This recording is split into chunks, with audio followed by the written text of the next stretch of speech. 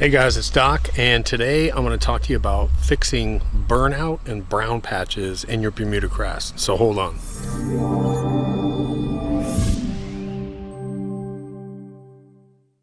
Hey guys, it's Doc, and today I'm going to talk to you about fixing burnout areas and brown patches in your Bermuda grass. Now, if you haven't watched my other video about doing this, about putting topsoil down and top dressing different areas in your lawn, you need to go watch that video. But I'm going to show you one other method that I'm doing today. I did that on some areas of my lawn and they really came back nicely. But I'm still battling an area over here that I've got a bunch of roots. I know there's rocks under the grass. It was just a crappy job of landscaping overall when they put the sod in, I'm sure. So let me show you what I'm doing. The only thing, let me grab the camera and I'll walk and talk. The only thing you're going to need to be aware of really is that to do this, and I think it's really important, by the way, it's 90 degrees out here. To do this, you're gonna have to bag some clippings. So whether you go out and push mow and bag, or whether you have a riding lawnmower and bag, you're gonna have to do it because you're gonna need your clippings. But this is a good way to use those clippings to help these brown out areas. Whew. So let me show you what I got. So basically what I've got is this area over here. You can see I've got trees up here.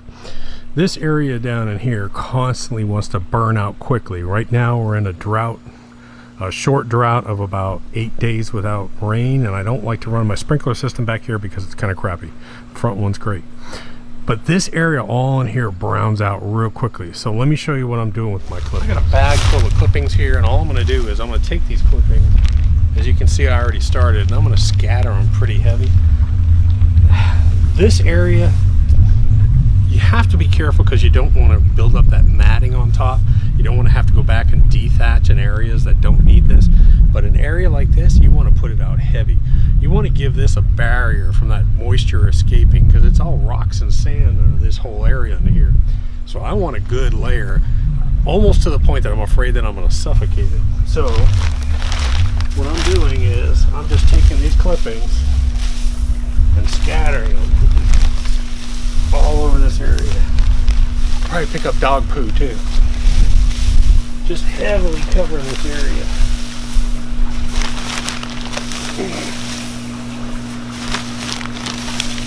Alright, so you get the idea. I'm putting it out here pretty heavy.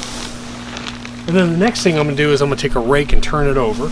And when I turn the rake over, I don't want to pull these clippings necessarily. I just want to spread them around.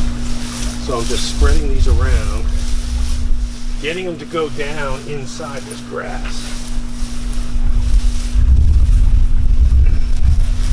So if you'll notice, the clippings, I'm not pulling the clippings because I have the rake turned over. Instead of using it like the normal, I have it turned over. It's actually just sort of tingling the grass, and the clippings are falling down to the base. Now if I want, if I have pine needles and leaves, now I can lightly rake it.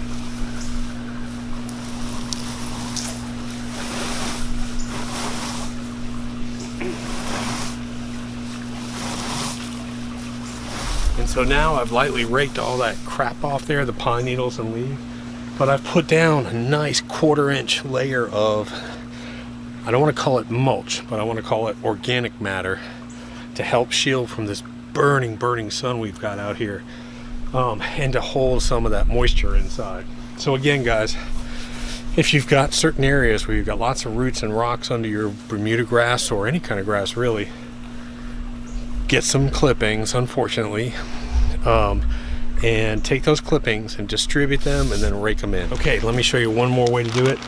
I took half a bag of these clippings in here and I just dumped them out in here. I mean, that's 4 or 5 inches thick, and now I'm just going to go back and I'm going to spread it. Remember, I'm putting this on heavy.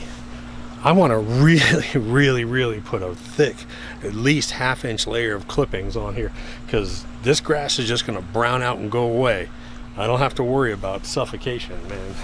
I don't have to worry about too much water either.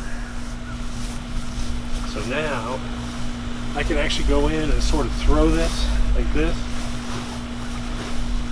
and direct it where I want. And just move it all around this area.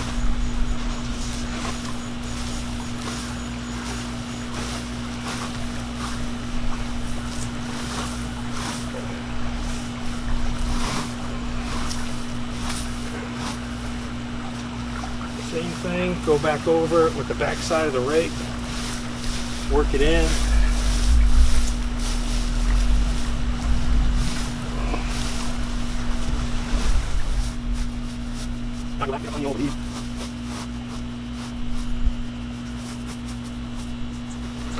Okay, so take a look at this area. I just did this area.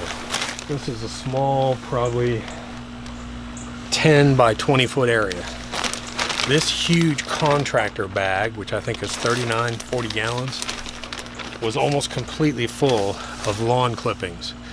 I had to drag it down here. That's how heavy it was. So it was 50, 60 pounds. I put this entire bag on this one area. Raking it in, moving it off. Not bad, huh? Let me show you up close what it looks like. This area is suffering from burnout, and that's what it looks like. You can see it on these spots right here. You can see some of those. Now those are going to turn brown. It's going to get a little ugly in here. See that area right there? But you can see overall that, let me back up.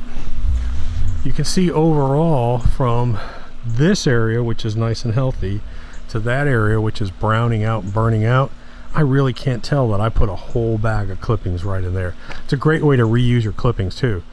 Don't store your clippings. If you're going to do this, you need to put them out right away. You don't want a bunch of fungus and bacteria start to grow in here, because that's what breaks down clippings, is the bacteria. So you want to get this out right after you go ahead and cut it, and they'll dry out and they'll start to break down in the rain.